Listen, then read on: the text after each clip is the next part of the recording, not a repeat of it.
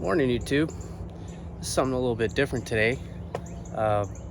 We got ourselves a brand new daily. It's a 2001 Toyota Camry. Something to balance out the unreliability of the rotary. So here you go. Here's a view of it.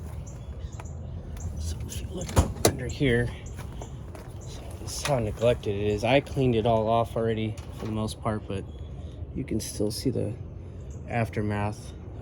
This is just new stuff because it's springtime here in Texas.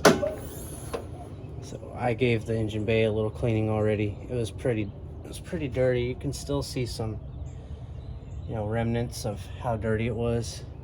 But really, so I'm cleaning out the blower motor. I got the door apart. The window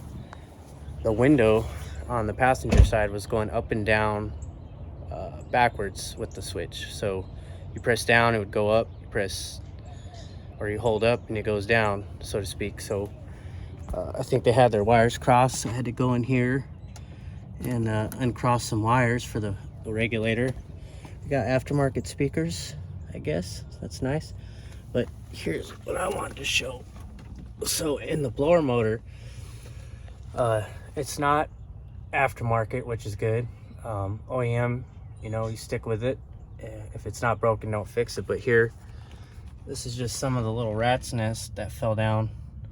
I threw away the other nasty handful, but it was up here in the blower motor. There's no filter on these.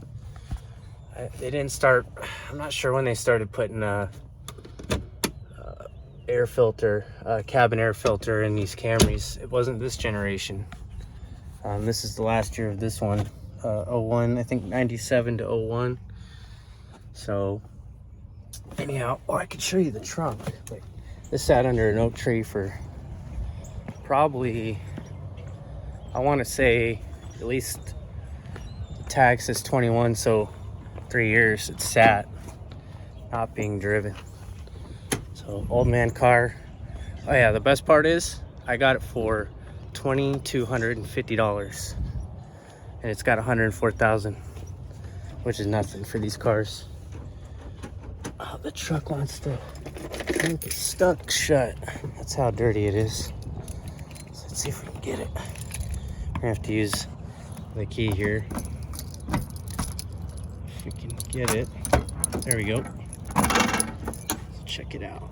The trunk is immaculate, really. Here's the bottom of the battery holder. It came with a net. It's just cool.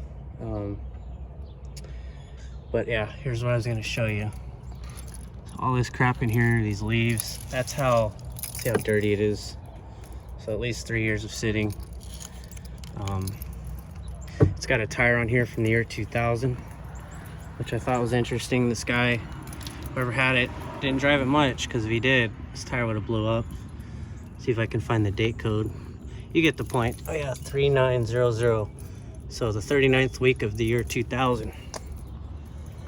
That's crazy dangerous. So before I start driving this around personally, I'm gonna change that out at least. There's another one that's pretty old too. I got the 4Runner there behind me. That's what I'm driving when I'm not in the RX-8 or this now. So yeah, that's what's going on. Got some new door cards for it. They're a different color. Just little odds and ends. It's not bad. I changed all the fluids already besides the brake fluid. I'll take that to a shop. It's pretty dark, as you can see. You don't want it dark. You want it pretty much clear.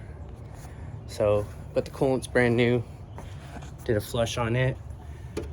Pink, red coolant.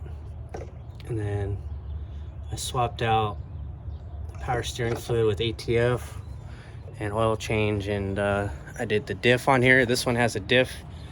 The fluid is separate from the transmission, so I was able to do the ATF fluid fine, but real problem was the diff, because there's a cross member right in the way on the fill bolt.